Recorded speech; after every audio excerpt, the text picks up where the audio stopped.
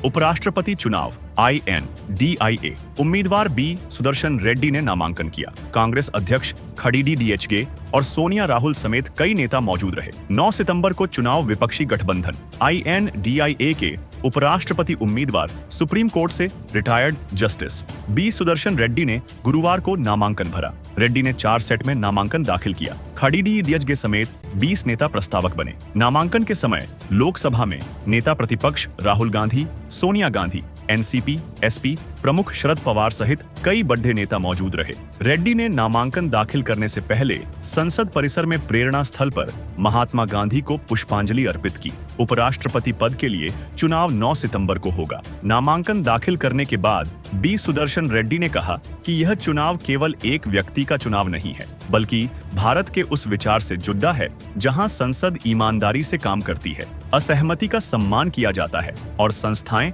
स्वतंत्रता और निष्पक्षता के साथ लोगों की सेवा करती हैं। रेड्डी ने आगे कहा कि अगर वे चुने जाते हैं तो उपराष्ट्रपति पद को निष्पक्षता, गरिमा, संवाद और शिष्टाचार के साथ निभाएंगे। रेड्डी का मुकाबला NDA के उम्मीदवार CP राधाकृष्णन से, रेड्डी का मुकाबला NDA के उम्मीदवार CP राधाकृष्णन से है। खास बात है कि दोनों उम्मीदवार दक्षिण से हैं। रेड्डी 21 अगस्त को नामांकन करेंगे। उन्होंने बुधवार को नॉमिनेशन भर दिया है। PM नरेंद्र मोदी पहले प्रस्तावक बने। 69 साल के रेड्डी गुवाहाटी हाईकोर्ट के चीफ जस्टिस और गोवा के पहले लोकायुक्त रह चुके हैं। वे आंध्र प्रदेश के रहने वाले हैं। 2007 में सुप्रीम कोर्ट का जज नियुक्त किया गया था। उपराष्ट्रपति चुनाव के लिए 9 सितंबर को वोटिंग होगी। उसी दिन काउंटिंग भी होगी। नामांकन दाखिल करने की आखिरी तारीख 21 अगस्त है। 25 अगस्त तक उम्मीदवारी वापस ली जा सकती है। दरअसल उपराष्ट्रपति का चुनाव जगदीप धनखड़ के 21 जुलाई की रात अचानक इस्तीफा देने की वजह से हो रहा है।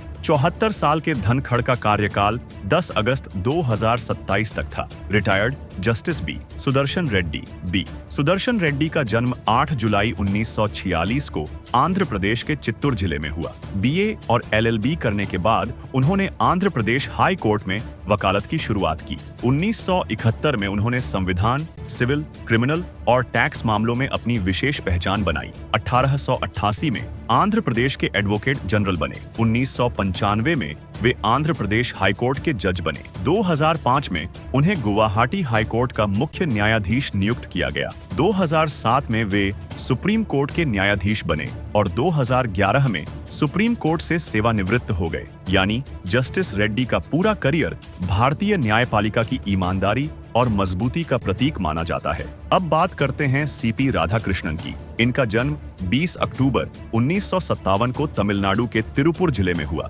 BBA बिजनेस एडमिनिस्ट्रेशन की पढ़ाई करने के बाद उन्होंने RSS से जुड़कर सामाजिक और राजनीतिक जीवन की शुरुआत की। 1996 में वे भाजपा तमिलनाडु के सचिव बने। 1998 और 1999 में लगातार 2 बार कोयम्बटूर से सांसद चुने गए। 2004 से 2007 तक वे तमिलनाडु भाजपा अध्यक्ष रहे। 2016 से 2020 तक कोयर बोर्ड के अध्यक्ष बने और 2020 से 2022 तक भाजपा के केरल प्रभारी रहे। 2023 में उन्हें झारखंड का राज्यपाल बनाया गया और इसके साथ साथ तेलंगाना राज्यपाल और पुडुचेरी उपराज्यपाल का अतिरिक्त प्रभार भी संभाला और फिर 31 जुलाई 2024 को वे महाराष्ट्र के राज्यपाल नियुक्त हुए। दोस्तों, उपराष्ट्रपति चुनाव का गणित बिल्कुल साफ है। लोकसभा और राज्यसभा की कुल ताकत जोड़ लीजिए। NDA के पास 422 सांसदों का समर्थन है, जबकि बहुमत के लिए जरूरत है सिर्फ 391 वोटों की। यानी NDA